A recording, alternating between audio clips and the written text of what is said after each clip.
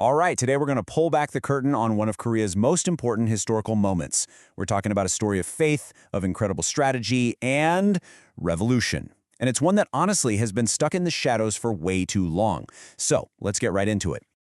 So, let me ask you, when you think about Korea's 1919 March 1st movement, who comes to mind? For most people, right, you're picturing students flooding the streets, maybe some of those famous Christian and Chandoist leaders. And yeah, you're not wrong. That's definitely part of it. But it's not the whole story, not by a long shot. Because see, there's this powerful, super organized effort from a group that history has kind of pushed to the side. And it's not just a small piece of the puzzle. It's right at the heart of the uprising. We're talking about Korea's Buddhist community. And their story, it's not some little footnote, no way. They were a critical engine for the entire movement.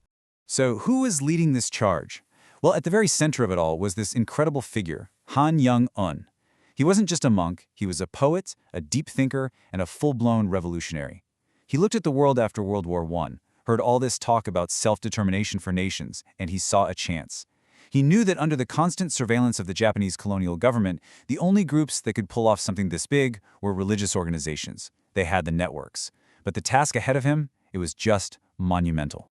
I mean, just try to picture the logistics here. It's 1919, there's no email, no cell phones, he's trying to coordinate with Christian and Chandoist leaders, and the clock is ticking loudly. At the same time, his own people, the monks, are scattered in these remote mountain temples. Getting a message to them could take days, even weeks. In fact, time was so tight that he could only manage to get one other Buddhist leader, Baek Yong-seong, to sign the Declaration of Independence. That's how fast this was all moving. And his influence didn't stop at organizing. Nope. Han Yong-un actually helped shape the revolutionary document itself. So the first draft of the Declaration of Independence, it was nicely written, very eloquent, but was basically just a polite request, a petition. And Han Yong-un looked at it and thought, this doesn't have any fire.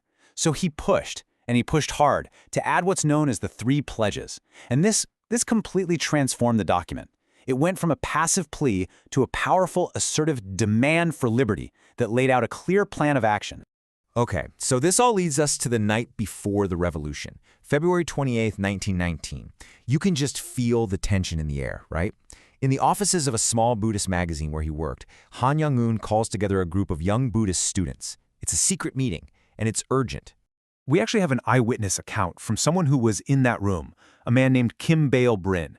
And his description, it just gives you chills. He talked about the immense weight of that moment, the sheer danger of what they were doing, but also this incredible sense of purpose. This wasn't just some political move. It was the climax of months of secret planning and really a lifetime of belief. So what was the big plan Han Yong-un revealed in that meeting? Well, 30,000 copies of the Declaration had been secretly printed. And the Buddhist network, they were tasked with distributing a third of them. That's 10,000 copies. Just stop and think about that number for a second. 10,000. That alone tells you everything you need to know about the incredible trust and the huge responsibility placed right on their shoulders. And his instructions to those students, they were so clear and so powerful. He basically told them, this is the moment. The world is changing. Seize it. He urged them to get these declarations into the hands of every single person they could. And he told them to remind people of their own history, to remember the legacy of the warrior monks like Sosan and Samyang who defended Korea centuries ago. See, he wasn't just giving them a to-do list. He was lighting a fire, connecting their fight to a long, proud history of resistance. And just like that, the spark was lit. Those students didn't just hang around in Seoul. Oh no, they instantly became the messengers of a revolution, literally carrying the flame of independence from the capital city deep into the heart of the country. You have to picture it, these young monks and students with stacks of the Declaration hidden in their clothes, traveling under the cover of darkness, often on foot to get the word out. Their destinations? The vast, sprawling network of temples all across the Korean peninsula. And this is where you see the absolute strategic genius of the plan. You have to remember, in an era before any modern communication, these temples were the communication hubs. They were the original social network. They were trusted centers for the community, a place where information was shared. This made them the perfect, secure infrastructure to launch a nationwide uprising, all while staying under the radar of the colonial authorities. And the results? Absolutely explosive. You look at Beomeosa Temple down near Busan. The monks there organized a massive protest right on market day to get the biggest crowd. Then there's Tongdasa, where they kept protesting even after their main organizer was arrested. Just incredible bravery. And Haeinsa, wow. They didn't just hand out their copies, they printed 10,000 more of their own and held a rally with 10,000 people.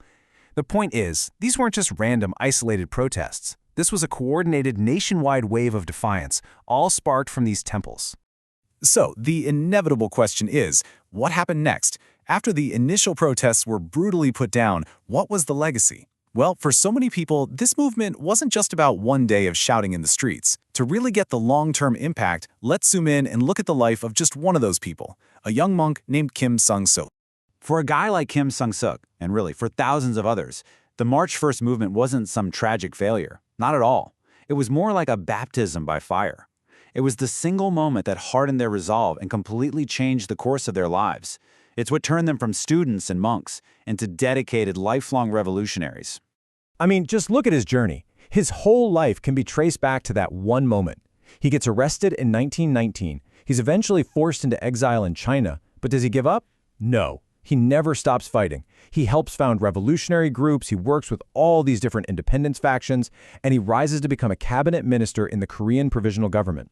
Think about that. He spent over 25 years away from his home in a foreign land, all for the cause that was ignited on March 1st. He only came back when Korea was finally liberated.